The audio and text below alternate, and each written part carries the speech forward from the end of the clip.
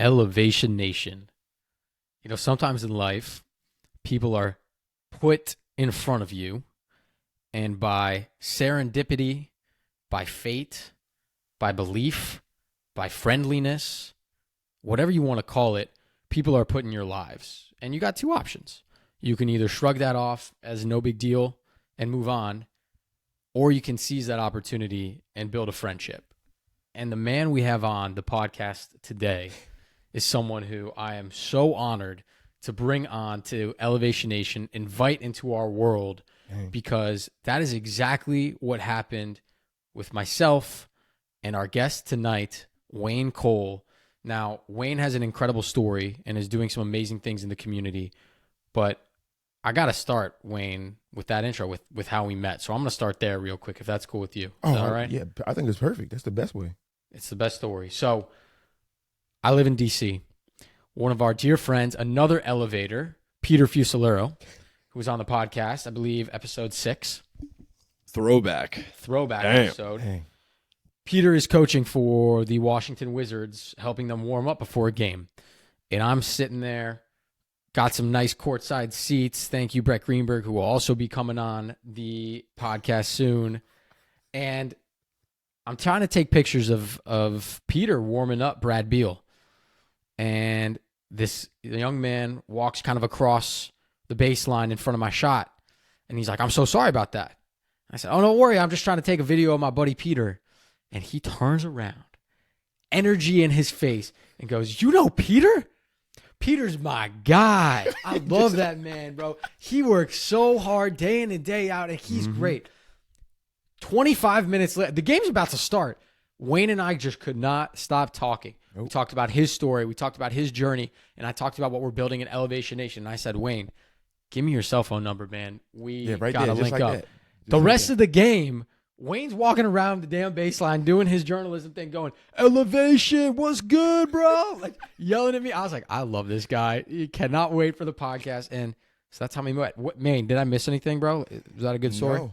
No, I think you said it perfect. And I think that's what I embody, because I come from Baltimore, and we know so much pain and negativity that all we want to do is give out positivity. So even how I met you, like there was a game, maybe there was a deaf fan in the audience trying to get help. I was able to sign to that fan.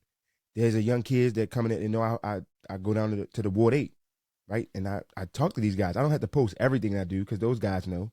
Like, you know, you don't want to post everything, but they see me in the arena. "Hey, Wayne, I want to be like you." They call me Little DA. Like David Aldridge is a legend in your area, but they're calling me him.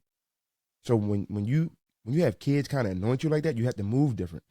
So I speak to everybody, whether I know you, look like me, it don't matter.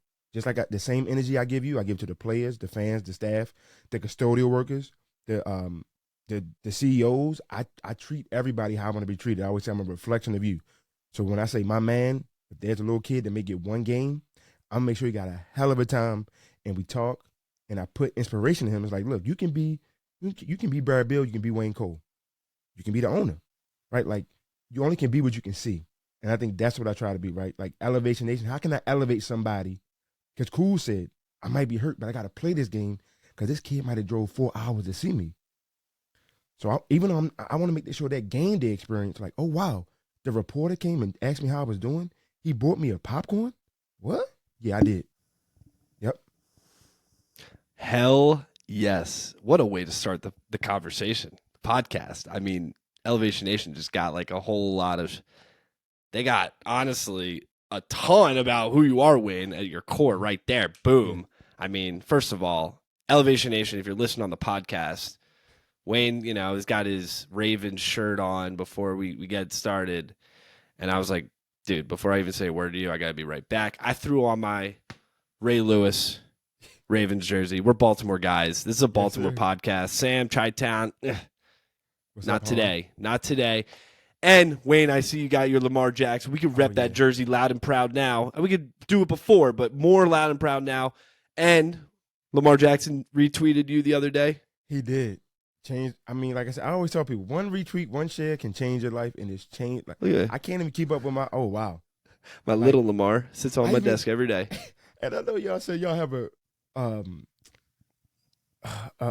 But I gotta share my Lamar story. Let's hear it. I'll make it. But it's like kind of like we're saying, right? Okay.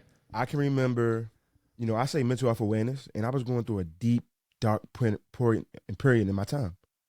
And one thing that kept me going, I would always say, I'm gonna watch Lamar Jackson highlights and his game. And I would always say, God, if you really are real, one, you'll let him go to the Ravens, and two, you'll let me meet him one day. That's how I know if you're real. I love it. If you let him get drafted to the Ravens, and if you let me meet him, I'll know you're real. So goes on. It's draft night, right? And I'm sitting in my apartment, and I'm like, all right, God, you on the clock. Like, you on the clock. I'm like, because my aunt said I can question, right? If you believe, you can question. Like, God, you show me signs. Just like how you showed me a sign, like this was destined to meet Sam and Parker. So the night goes on. I'm getting into some adversity that could probably break me, right? And I'm like, man, why is this happening to me? I go through all 31 picks, and then it's like my life world just kind of caves in. I missed a pick. And I'm like, I still don't know, right? I'm like, wow, so did he go? I'm like, he didn't probably go in the first round because, I saw all 31, but it just happened to be that I missed this pick in particular. Come back in the room, and I flick back on the TV. I'm going to get a Super Bowl. Believe that. And I just started crying. I said, real men cry. You had the hat on. Who was it? And I'm like, yo, this is Lamar Jackson. Who was in the flesh? Was it Deion Sanders? Deion was interviewing him. They traded in to the first round, last pick in the first round, 32nd pick with the Philadelphia Eagles. Ravens snag Lamar. And honestly, it's unbelievable to see from that moment. We're talking sports here, Wayne, right? Like the power of one person that he can have on a community. And it's really inspiring. Baltimore's had their guys. Our last guy could have been Ray Lewis, right?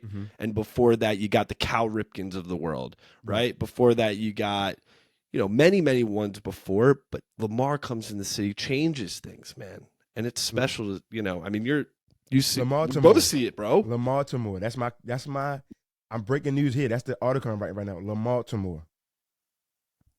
I love there it. You go. I love some breaking news. I never did Lamar Timore the article. Just thanking him for that retweet. But then it goes further, right? So I told you, if I got to meet him, then he's really real. So I bought his merchandise, and I said, I'm gonna really show this guy, like, you've just inspired me in ways you don't even know, man. Like, and it's kind of like the story of Jesus when, you were a lady was pulling on his robe, and they're like, Jesus, everybody happy to see you. He like, no, somebody is touching on my robe. And then it happens again. He's like, yo, somebody touching me. And they're like, Jesus, everybody happy to see you. Then the third time he turned around, it was a young lady trying to get his attention. Same thing with Lamar. Like, I had the big trust. I was like, yo, Lamar, right? I'm like, Lamar, what's good? He literally signaled me, like, take the pick. And from then it was like, all right, man, now I gotta make it professional. One day I get to interview him. So that's in the working. But if that retreat was any indication that God is real, it's like, I'm telling y'all fellas, like, I've been called the N-word, like, monkey, just because I support Lamar, right? Like, as much as social media can be positive, it can be negative as well. So I've even battled trolls, and it's like, I know better, but it's like, this is our guy. Like, to us, he's not just a football player. He's a hero. And he's younger than me, but it's like, he galvanizes you. Like, it's like, man, I'm ready to go play. And I think when you have a guy like that, even off the football field, he's a triple threat quarterback. He can throw it, he can run it, he can inspire you. Now you got 13 men on the field because I'm about to run down there and catch a pass. So it's like, this guy, he got me ready. He's our, as you got 52 on, he's the offensive side that we were missing that could, like, rally a city. And when I teach kids, and when they found out he might have left, they were crying. So I'm like, man, this is big. This is not just a football player. This is Lamar Thriller. ABC 1, 2, 3. Jackson I love it. 5. So I love it. I mean, just giving Lamar's flowers, man. I love you, man. And I told him that, and he said, love me back. So all love, like I love Sam and Parker. All love, man. All love. I love what you just said. Run, pass, and inspire. That's cool. Maybe that's the article title right there. I don't know. Ooh. Bam. But dude, I'm like, obviously we're 10 minutes into the conversation. We're talking up Baltimore. Like we've taken these conversations all over the place. Sam's just sitting there. He's like, let these guys get their moment. We're getting our moment. It's been a big week in the Baltimore world. Sam called it, though. Yeah, exactly. But Wayne, like, I want to know a little bit more about you. We ask every person who joins Elevation Nation to give their elevator pitch, right? It is Elevation Nation, elevator pitch. What do you want people to know about you? I'm a product of a single mother who already had the odds of minus bazillion to make it. I was told I would probably sell drugs, be in jail because I didn't have a father in the house. I'm named after my grandfather, who came to all of my mother's doctor's appointments. He was Wayne King Cole. I'm Wayne Ote Cole, which means wealthy in Japanese, my middle name. But I'm just a guy that if you want to be an elevator pitch, I can be an elevator. I can take you from the bottom to the top. And we can take the escalator so I can give you even more inspiration. We don't need the elevator too quick. Let's walk up the steps. That's my journey. I never got to take an elevator. I had to grind. I batted 1,000 in high school in baseball. I'm a Baltimore City champion in swimming. I've shut down the number one soccer player. I went to school with pro athletes. Shaq Barrett, rest in peace to his baby daughter. She's my why now. And the kids in the city, Will Barton, as he said, he tweeted me and said, "We know our talks, man. We come from nothing. So just the fact that I'm in the NBA arena, that's something. So now it's not about the money. Like I covered a team for 2.5 years and didn't make a dime because it's for the love. There's a kid right now that was like, I need some hope. Well, I can't take money with me when I'm gone, but I can leave a legacy. could change. You could be battling depression. I made you feel good for at least 2 hours. You didn't have to think about your pain. That's what it's about. It's a beautiful message, Wayne, and I'm excited to get into that more. I love how you answered with kind of who you are at your core and how you inspire people. You didn't go right to your career or where you went to school or what you do right now. Mm-hmm. You went to how you inspire others, which I think is one of the messages that we're trying to push across for Elevation Nation. And so that was beautiful, and I love that. I would be remiss if I don't say, however, just to give the people a little bit more context to who you are. Like, Wayne and I met because he's a sports reporter covering the Wizards, and he covers a lot of sports teams around the DMV area. So that's why we're talking about sports, how we met. I just want to make sure everybody's aware we're talking about Lamar. That's been, I think, one of your dreams, Wayne, is covering sports and being able to inspire people with sports and through your journalism that has a little bit of a different flavor. And so we don't have to get into that. I just wanted the people to know that's what you do, and that's how you kind of are inspiring people as well. And also, I'm a counselor as well. So I went to college at Stevenson University. Which is funny because, again, another serendipitous moment. I went to Stevenson High School. Oh, wow. That's where I went. You know where Stevenson's located, Sam. You know that, right? I would assume in Baltimore, in Owings right? Mills, man. Oh, yeah. Dude, it's right near where you grew up. The Parker. backyard, Okay. bro. I grew up in Owings Mills, man. Stevenson every day. That Outback Steakhouse, I was there every day. You knew me by name. Exactly. You know what I'm talking about.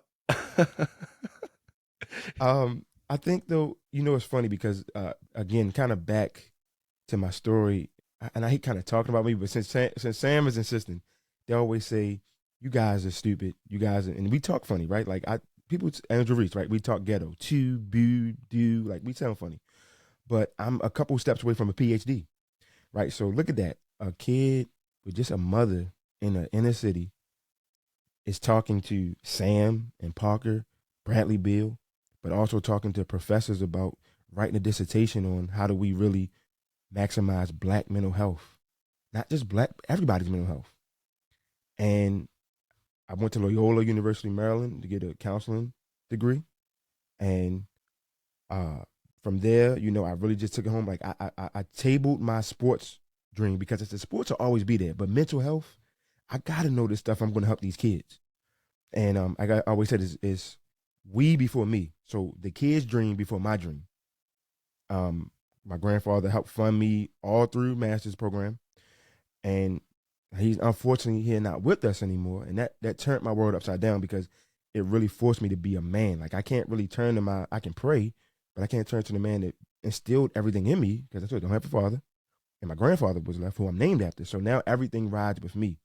So I'm learning the plane as I fly, and hopefully God, I'm doing a good job at it. But elevation, I must be on some type of might be the mile high, like where Denver Nuggets play. Like the altitude determines your attitude, and I want to go higher and higher, but I want to lift as I climb.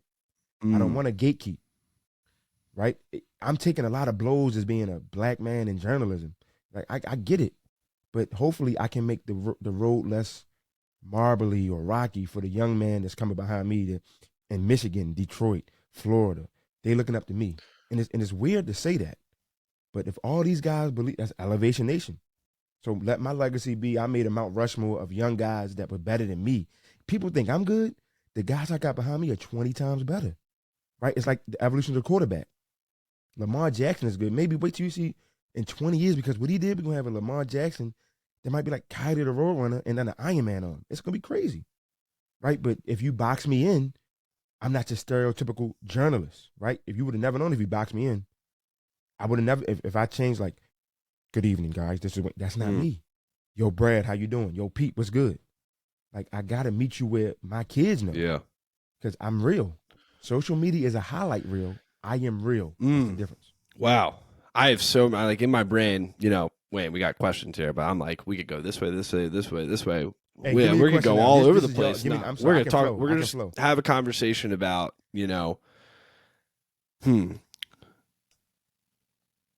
Let's start with this. All right. So you got this idea of, we're all young adults here. We're trying to elevate. We're trying to make it in the world. We're trying to do better, be better, so that we can be in a position that we always dreamed that we wanted to be. But what I love about how you're talking about your experiences and your drive, it's also about elevating others. Yeah. But when we elevate others, it comes at the expense of probably elevating maybe ourselves and getting us to where we want to go, because we're spending time focusing on making that impact in that community, in our community, or making a difference. Whereas, you could be spending time grinding away, whether it's recording another podcast or 2 podcasts, but that takes away from you helping someone else, right? Yeah. How do you approach those moments where you find yourself a little bit off course, where you think that you want to go one way because you want to elevate others, but you're also still trying to make, it for yourself, grow yourself, whether it's in the arena down in DC or in Baltimore, wherever it is? How do you balance those two? It's so challenging at times. It is. That's a beautiful question. Dang, that's a good question right there. It is, again, it goes back to mental health, because I can't pour from an empty cup. So I have to pour into me in ways that allow me to pour into others. So pouring into one way was stopping the podcast, which I it kind of hated to do because it had to be resourceful. You said you had a podcast and then you stopped it? Okay, you had to stop it. I had to stop it because I had to fund my dream in another way, right? Like I had to table one dream to start another dream. And I can't do both. Like I got to be resourceful. And like I said, I told him, I said, some nights is either gas to the arena or have a burger. But I'm eating my dream. So I'm still full, even though I haven't ate. Some nights is go to the arena, finally got enough of food. Somebody at the arena don't have food. What you want?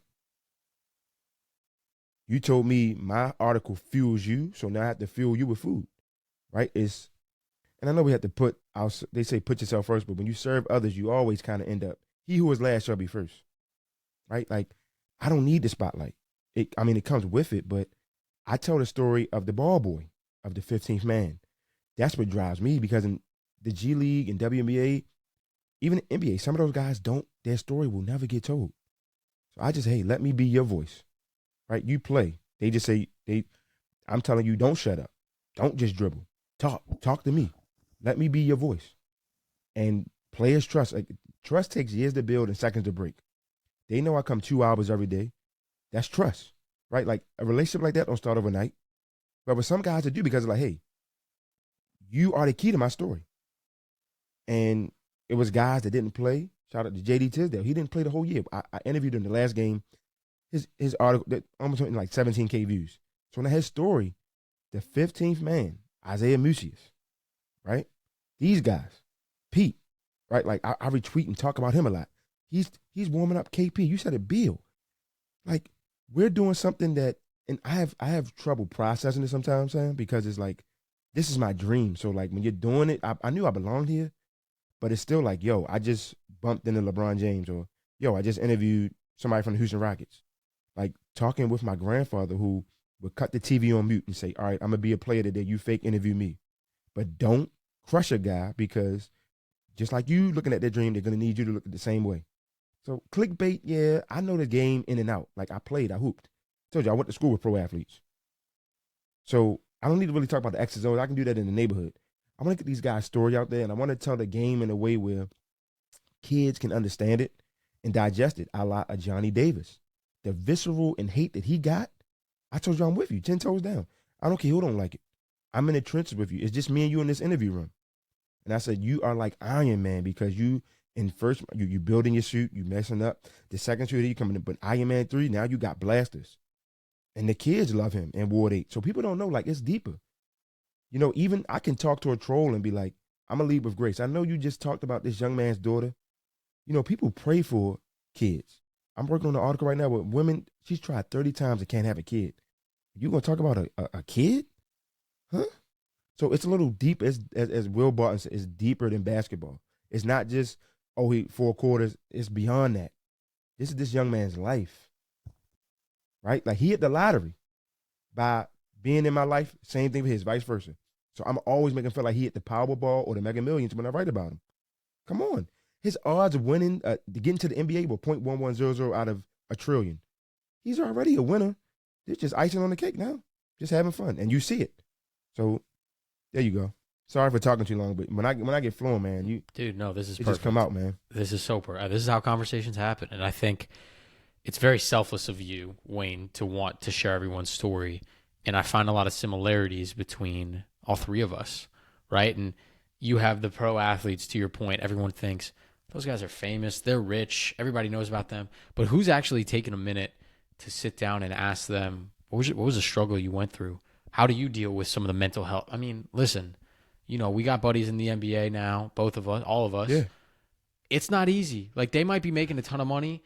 You try getting home at 2 a.m. every night and getting 4 hours of sleep and then waking up and grinding. You try having to deal with questions coming your way that aren't as nice as Wayne Cole's. You try having people go after your family and friends, heckling them, right? There's a lot of issues that come with this stuff. And I think, Wayne, it's inspiring that you are taking a step back, because it's more than this guy's great at shooting a fadeaway 3, right? This guy's got a dirty Euro step, right? It's more than that. These kids want to be inspired by relating to these people. There you go. And so by relating to them, they need to see themselves in these players. And it all boils down to everyone was a kid at one point. Everyone has a loss. Everyone's dealt with cancer or mental health illness, whatever it is, right? And it's finding that commonality to humanize these people, these players, so they can inspire through similar situations. And so I'm grateful that you're doing that and telling those stories. And we might not be interviewing NBA players yet, but it's been cool to have everyone in Elevation Nation be able to share some of the struggles that they've gone through. And I know you've hinted at a couple, and I'd love to ask you, if you're comfortable, Parker and I, 2 white Jewish guys from Baltimore and from Chicago. And you talked and hinted at this a little bit before. Some of your inspiration for becoming a counselor and going to Loyola and getting that degree was to help bring mental health and that awareness and dealing with grief to the forefront. And you spent specifically, you know, in the African-American Black communities. What has that evolution been like when you look back, you know, 20 years ago when we were all kids to now in your community when it comes to mental health awareness? They say you always have your gift early, but you know it, but you just have to kind of find it as you. So maybe back then somebody might have fell, right? And I walk up to them, how you feeling? Are you okay? What can I do? Right? As a counselor would do, like I just want to pass the Band-Aid first before we get to the wound. You know, it could be a guy getting bullied, right? And I'm like, we don't do that. So if you really want, think of me as Vince from Recess. You remember Vince from Recess? So Vince, he was like the cool, popular guy, but still was kind of to himself.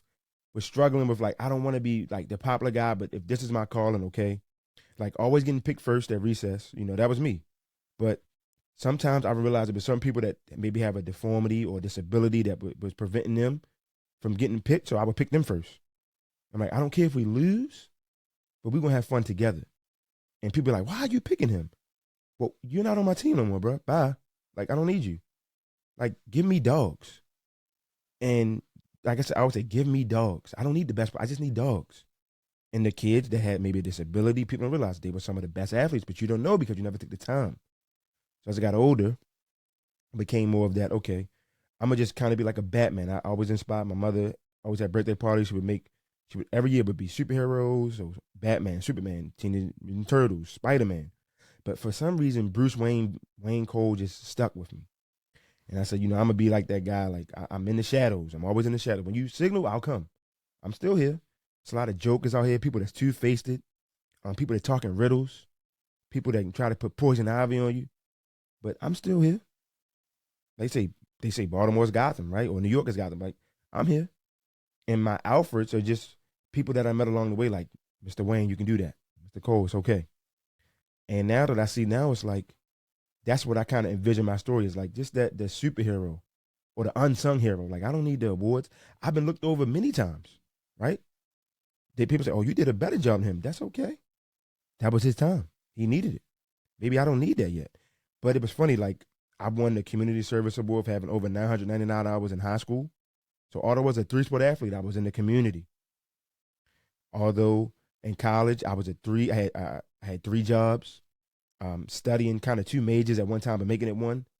I won the Community Service Award for most unselfish because there was a young lady that was a little person. Everybody looked past her, never ate with her. I ate with her.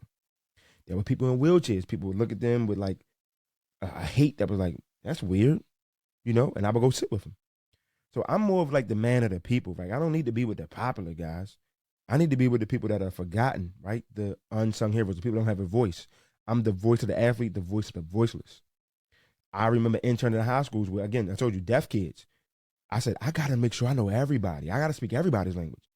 I buckled down. My mother knew sign language, I remember, but then I really, for like a whole week, I learned. And then I'm saying, so this is, my name is Wayne, right? And I'm talking to them. And now people that were the popular kids are like, we want to talk Wayne. No, I'll get to y'all later. Right now I'm with the deaf kids and we having fun and we talking and they teaching me. And they just like would say a sign like, wow, thank you for seeing us. We're deaf. But no, y'all so deaf. Like it's a double entendre here. You might be deaf, but like y'all deaf. Like you dope. You cool, right? Like people can say, where we from, what's good, dummy? Like that means sport or pal or friend or what's up, Han? Like, so it's just meet people where they are, right? Like, okay, I talk ghetto, but do you know what that means? What is ghetto? I mean, I've been in rooms with billionaires. So like, you don't know my story, but you judging me already because I talk funny, but you don't know I got a master's degree. Joke's on you. And I heard you dropped out of school. So it's not, we're both, so I can say, but you're not the dummy. We just need to meet each other where we are. That's all.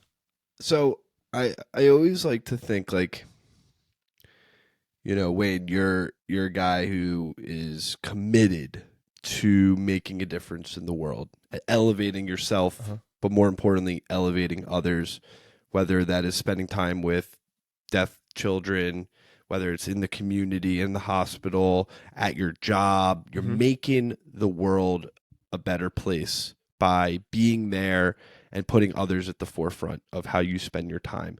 Sam and I believe Elevation Nation is a way that we're trying to make the world a better place by sharing stories of how young people have gone through and elevated, but more importantly, elevation comes from understanding and being very honest about the things that weren't really good.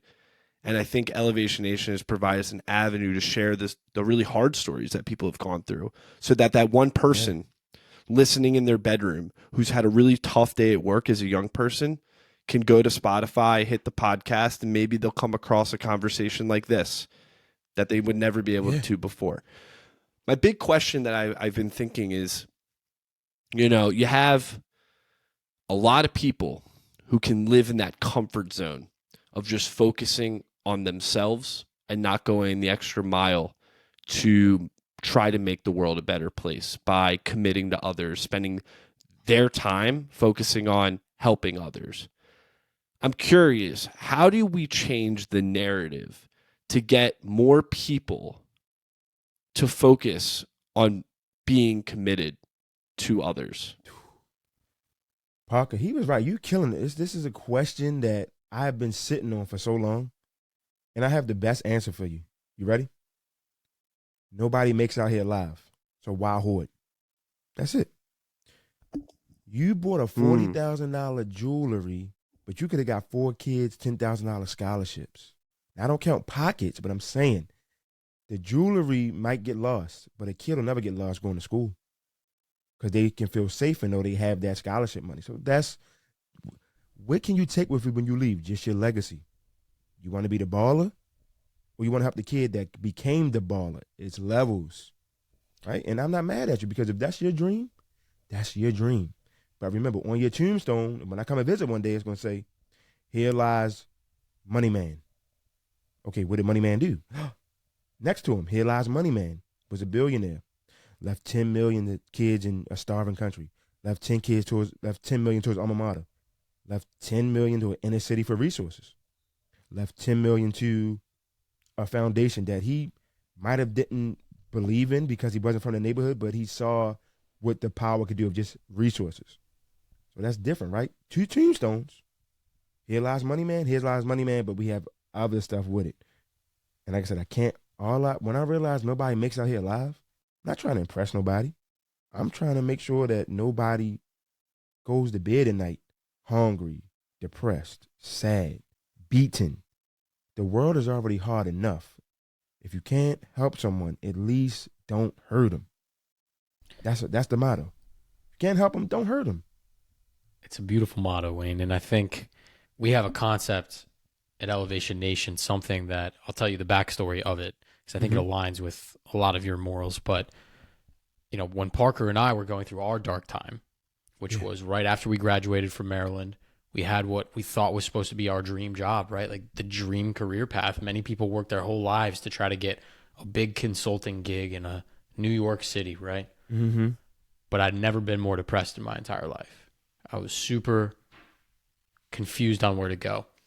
And so we locked ourselves in Ocean City, Maryland. I know you're familiar. Yes, sir. And we locked ourselves in there.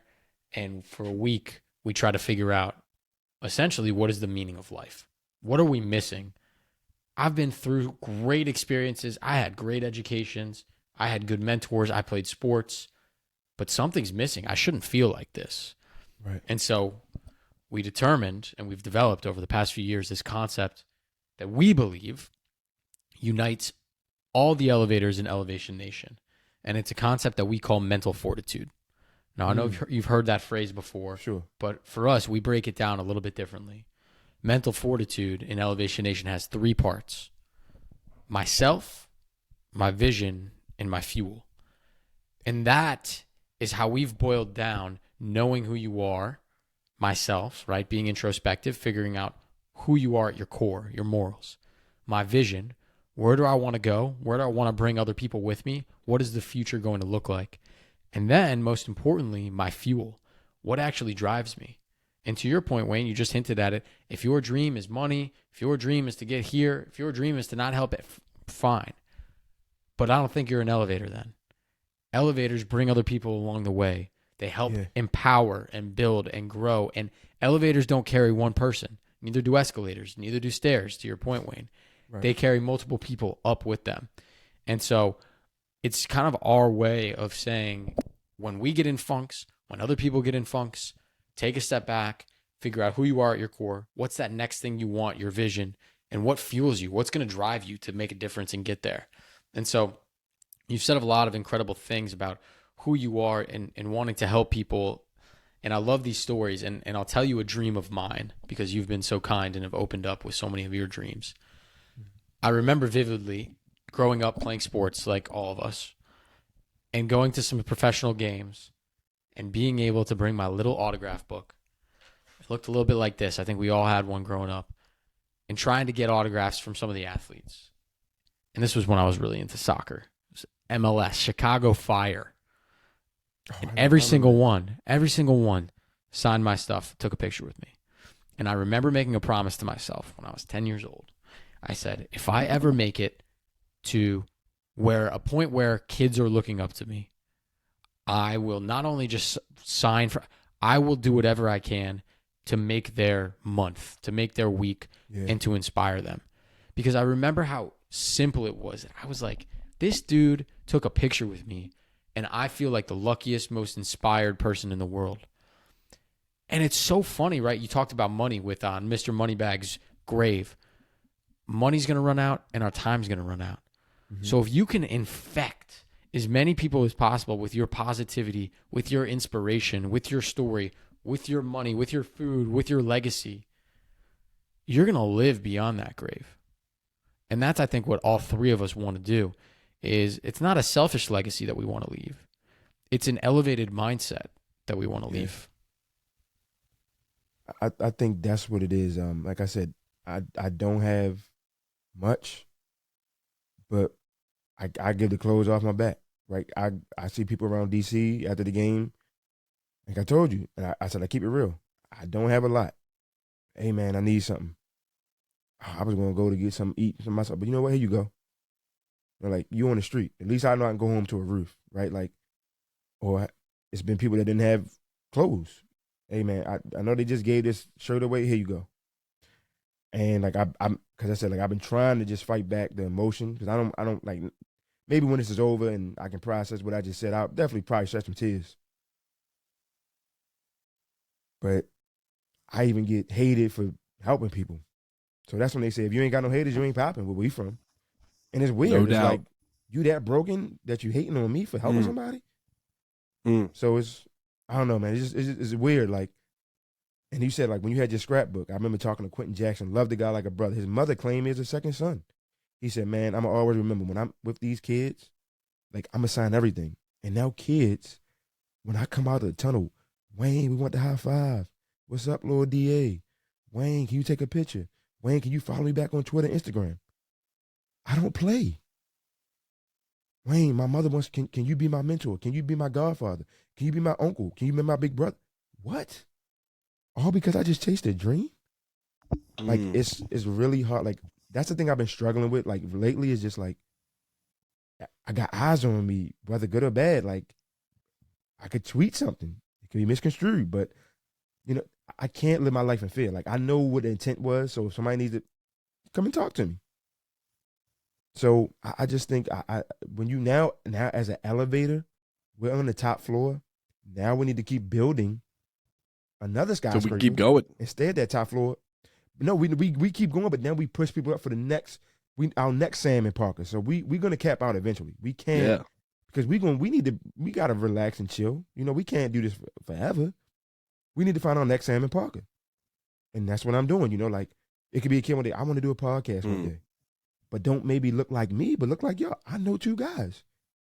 Maybe I'll go out to lunch with, you know, an 18-year-old, right, that's trying to navigate college. You know, Wayne, we can connect, cool, but maybe talk to these two guys first because they have maybe a similar story. We can come back and convene, but these two guys can probably hit you in a different area that I can, right? That's what we talk about, that elevator, right? You might be a better mentor for him right now, and I might be better 10 years later. But you can plant the seed and I can see the oak tree. Or vice versa. You might meet a guy like, man, this guy would be perfect for Wayne. Come talk to him. That's what the elevator is, right? I'm your resource now. We're brothers. Brothers in arms. I love it. In the foxhole, in the trenches with you. See how that go? My network now becomes your network. Sam could be like, I might need to know It's a nation. Nation, nation, Wayne. It's growing. It's growing. It's growing. It's growing. It's growing. You know, Wayne, what you were just talking about made me bring up something that I've been really like contemplating like the last year, like just thinking a lot about. I'm a very philosophical guy. Sam knows that. I think about the abstract and the rights and the wrongs and everything in between. And something that has been really freeing to me, that's been really helpful in feeling like, you know, getting rid of that imposter syndrome, getting rid of that pressure that you feel from social media, from looking from other people, is that there really is no right or wrong way to do anything. Who is it to determine how you should live your life? Who is it to determine how you should spend your day, how you should think about something? That is for you to determine, as long as you're doing it in good faith and you're making the world, I think, a better place, right? And I think oftentimes as young adults, we get lost in thinking that we need to do things because it was done a certain way. And I think as I've been thinking about this the last year, we need to continue to change that narrative that the way you're doing anything in your life, if it's comfortable to you, if it seems right to you and it's in good faith, then go do it and put those blinders on. That's what mental fortitude is all about, right? That's what mental fortitude is all about, is overcoming that fear, overcoming that imposter syndrome, overcoming that pressure from others, having self-awareness, knowing what you want and how to get there, and just going. Forget everything else. They'll always be there. The haters will always be there. The pressures will always be there. The social media stuff will always be there. And I think the ones who are really true elevators get it. And they do what they know is right at their core, and they go and damn get it. Well, just like you, I'm gonna keep it in the Baltimore theme. You said blinders, where the Preakness, where they put blinders on the horses, right? If I'm looking to my left, I'm looking to y'all didn't pass me. I have to be steadfast. If I want to be a Triple Crown winner, I got to win the Preakness Stakes, the Kentucky Derby, and what's the last one? The Belmont. The biggest one. The longest one. The biggest Belmont's one. the longest. Kentucky Derby is the shortest. So it's a marathon, not a sprint. It's a marathon. You watch those horses in the Belmont, they are dead tired, honestly. The last quarter mile, they are dogging it. It's a long sprint, but they make it. So it's saying like you can't duck the work. I get up at 4:30. I get up at 4 some days. I get up at maybe 3:55. I'm trying to get Eric Thomas, who is another inspired. I don't know if you guys know him. I know Eric Thomas. He said that he was right. Like oh for real? Is he a motivational speaker, right? Yeah. He has that famous video where the audio is like been reclipped 1,000 million times on TikTok. 1,000 times. Yeah, I know what you're talking about. So it's funny because it says when you'll be successful as bad as you want to breathe. So basically, like a kid was like, I want to be successful. He said, really? Do you want to? Come to the water with me. Now I'm a swimmer. Swam with Michael Phelps before. More breaking news. Tricia Duncan, sister of Tim Duncan, taught me how to swim. So he brings his kid out to the water, and he's like, I want to be successful. He's like, but yeah, this is water. Come on a little further. I said I want to be successful. He said, okay, come a little bit further. Dunks him under the water. Kid is suffocating. Pops him back up. He said, what was the first thing you thought of? Wanting to breathe. That's how you be successful. When you want to be successful as bad as you want to breathe, you'll be successful. And I want to be so successful as bad as I want to breathe that I'll drive 2 hours, 2 and 4, sitting in traffic, listening to motivational podcasts. That fuels me, right? Because I don't have no check. The check is to making sure all my guys are in check. So when the media wants to go left, we're going to go right. Or when they go negative, we go positive. Now, Giannis, right now, he knows the guy by name. So that tells me I do my homework that he's been hitting Giannis at his lowest a couple times, that he's calling him name by Eric. Yeah. Right? So it's just like, Maya Angelou said it. You might forget what I said. You might forget what I did. But Sam and Parker, I will never forget how you made me feel. Made me feel like $1 billion. It's all we want to do is inspire other people and help them with whatever they're going through. Young adulthood is hard. Your 20s and 30s when you're figuring it out is hard. And whatever your level of success looks like is okay. And I think I speak for Wayne, and I know I speak for Parker when I say, for those of you listening, going through something, 1, you're not alone. 2, take a step back, analyze it, try to use mental fortitude to help you figure it out. And 3, reach out to Parker, reach out to myself, reach out to Wayne. One of the reasons we do this is to help people. Pretty much the only reason we do this. I'm definitely not making any money off this thing. So that's what we want to do. We want to inspire and help. And so, Wayne, I want to move us into our next section. This has exceeded my expectations. I can't wait for all of us to hang out in person at a Wizards game this next season. It's going to be incredible. Ravens game. But I want to get it. Are we going to I went to one Ravens game with all right, quick story.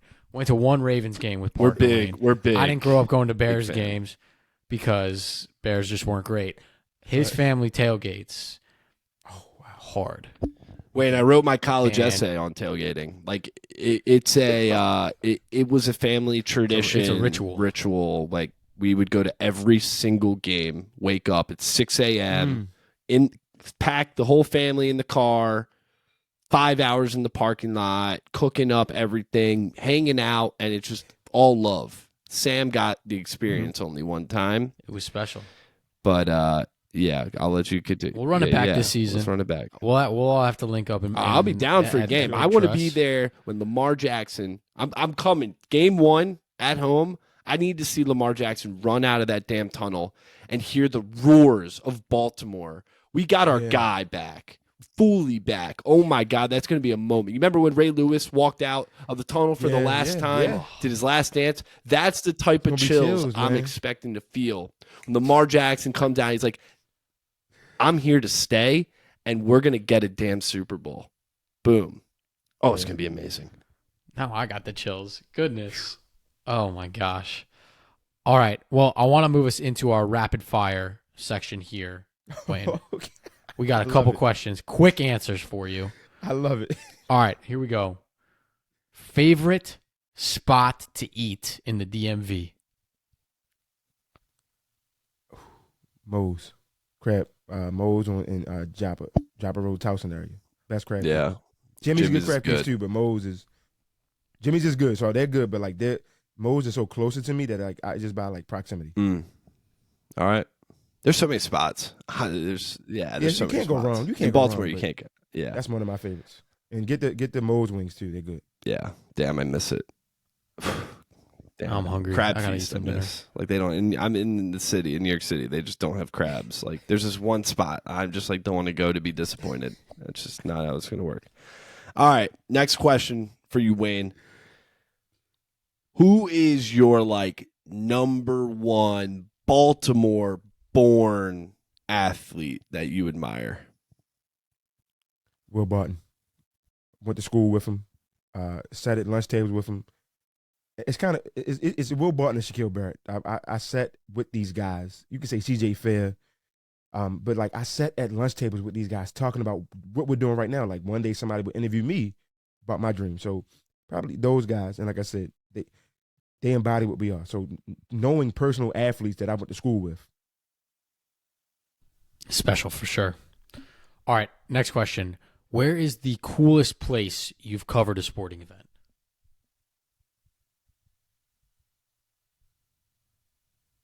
Probably elementary school. You got to elaborate All on that right. one. No one was expecting that, but I want to hear that answer. Yeah. It was my godson's play-up basketball team. So I gave them the coverage as if they were the Golden State Warriors, Los Angeles Lakers. Like I covered those guys, gave them little interviews, and wrote up on them. So that was just seeing the future, helping the future. That was probably my favorite. They probably loved every second of that. Oh my God, they probably felt so legit. I mean, it was legit. It was legit right there.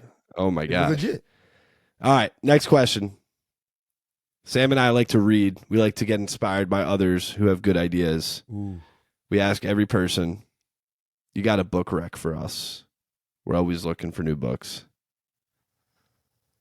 Man, yeah, I mean, the easiest is The Secret. Well, we were just talking about I that, read that, Sam, the other day, actually. Oh, man. If you haven't read that, don't sweat the small stuff at work. And if you read that, then read John Thompson's book. Yeah. Coach John Thompson. I just downloaded it. Yeah, read that. There you go. Perfect. Because I'm really sitting with that slowly, and I'm gonna write an article on that. I got the okay from his son. But when I read your story, I got to make sure I'm digesting it, right? Like now, kids, eat so fast. Like I'm devouring each word, so that I can have him inside of me, so that I can write the article as if I'm talking kind of like him. So I came in as a shadow. There you go. I love it. And I got the book from one of the guys who helped read it. Shout out to E. Awesome guy, man. So that's the book right there. John Thompson that came in as a shadow. I can't wait. I can't wait to start that one. I think we're ready for our final, most important question for you, Wayne. Is that right, Parker? Ooh. Are we ready for it? Dude, Wayne has been born for this question. For this moment right here. Go ahead, P. You're the All right, Baltimore guy. I'm going to shoot it to you then. So, Wayne, we talked mental fortitude. We talked mental fortitude as that thing, the mindset, the framework that Sam and I, and we think other elevators live their life by. But sometimes it's hard to think about mental fortitude when you wake up in the morning. Oh, who am I? What do I want? How am I going to get there? Right? So we bog down mental fortitude into this idea that we could put it into a phrase. And we call that the mental motto, the phrase that you live your life by, the phrase that you revert to when times are good, when times are bad, the thing that it keeps you going and it inspires you each and every day. Sam's got a mental motto. I have my mental motto. Everyone in Elevation Nation has their mental motto. So, Wayne, let's hear your mental motto, man. The comeback is always stronger than the setback. Okay. All right. Any context there? I love that, by the way. When I fell down 7 times, I got up 8. When you told me I wouldn't make the NBA, I'm dapping players. When you told me I would never make it out of Baltimore, I've been to almost 42 states. I've been a public speaker. People don't know that. Like I've met some of the most amazing people. Right? So when you tell me no, I'm gonna say yes. When you say stop, I'm gonna say go. Right? So yeah, I'm gonna have a setback. I'm gonna have a many setbacks. But that comeback is gonna be crazy. And it was a lot. Like I had a lot, Sam. I had to really think because I have so many good ones, but it was like, no, Sam said one. We're gonna keep it that. I love it. Comeback. The comeback is always stronger than the setback. I love that. Right? Like if you got a dream, what would it be cool if you achieved it tomorrow? You want setbacks. You want setbacks. You need setbacks. It refocuses you, it realigns you. If you was blessed with your goal, you would know how to handle it because it's a blessing. It's not and then you come back ready to take it. Yeah. So gosh, I needed to hear that. That's the one. motto. I needed to hear that one today. No, real talk. I appreciate that. No, seriously, we'll catch up after, but I needed to hear that, and I appreciate I'm glad you and did. And I needed this. This was like therapy to me, right? Always is. Talking about just that. Get a little bit off your mind. You know how many guys? I'm macho. No, you not. You just showing no. Cry. Get it out, brother. That's why we got so many people killing and shooting. Process the emotions. Just talk. Talk to me. If you're really tough, at least fight me. But I want you to know how really tough? The pen is mightier than the sword. The pen is mightier than the sword. So that's why I tell guys, like, no, if you really want to be tough, show me, write me up something. It could be ebonics, it could be misspelled. Just write it out. Get it out. Then I can interpret that and then we can talk. I don't care. You don't have to write PhD level, elementary. I don't care what your reading level is. Just get the feeling down. I am sad. Good. That's good. Okay. Talk to me. Tell me your story like Sam and Parker did to me. Or Parker and Sam, right? Because y'all both good. You throw a lob, Sam, Parker, Sam. I mean, come on. We package team No here. doubt. I think, There you go. you know, Wayne, it's pretty incredible. We all grew up. I mean, you guys grew up near each other, but different growing up experiences, and same with me. And I think what's really special about, I don't know, I guess I first started feeling this in college, and I'll end on this, and now in the real world, is you meet people from different backgrounds, different walks of life. But if you go in curious, if you go in open-minded, and if you go in with a genuine desire to uplift that person and learn, and it's nothing but love, like, you all have more in common than you think, and you all can inspire each other. And Yeah. I thank you so much, man. I know, like, we said the story and it was funny, but now I'm getting a little emotional, bro. It's like, Yeah. I'm grateful that Parker and I had this excuse to be able to talk to you for an hour. Like, you are such an it's incredible, life-changing, bro. you're No doubt. like, again, we're brothers Can now. I tell you why stuff is fate? Like, really? And I'm Please. going to make this story as quick as I can. Where it's fate, right? Peter gets to work with the Wizards. I meet you, right? I know Will Barton for 18 years. He becomes cool with Monte in Denver. Now I know Monte pretty closely. One of my close friends just lost a 2-year-old daughter to drowning. So did my grandfather. He lost his brother to drowning when he was 15. There was a random kid who follows Monte Morris and said, I'm going through something similar. Can I just reach out to you? Right? You said, like, somebody said a podcast, they should know my background and listen to me. Now, I've been getting thousands of retweets and notifications, but this message just stuck out to say, hey, can I call you? Like, I'm going through what you're going through. Even though it's not you directly, I know it's your friend. We talked for 2 hours. So that's what Elevation Nation is, right? Even if somebody put me on a pedestal, I'm not. I'm still human enough and still like a homeboy, like a friend at the bar. Come talk to me, man. Just because I've talked to $1 million athletes, billion, that don't mean nothing, right? Like, so everything is by destiny. This had to all happen. Monte had to come to Baltimore for me to meet this young guy, and now he is a little bit better than he was yesterday. Because talking and healing. It's talking is healing. So I just appreciate the time, y'all, because I hate talking about myself. And I try to talk about as many other people as I can. So I want to elevate their story. Not to use his name, but it's just like a conversation can save a life. So hopefully somebody that hears this maybe might have wanted to ended it tonight. Or maybe was like, I quit. Maybe they got the mental fortitude and the fuel to believe in themselves, not myself, themselves, because there's somebody else that believes in them. They just don't see it yet. And they'll can continue on. And I know Pete was episode 6. Write down 6 things that you think you can believe. It's a dream. Write down 6 goals. Write down 6 mindsets. Are you going to write down 231? Because that's your episode number.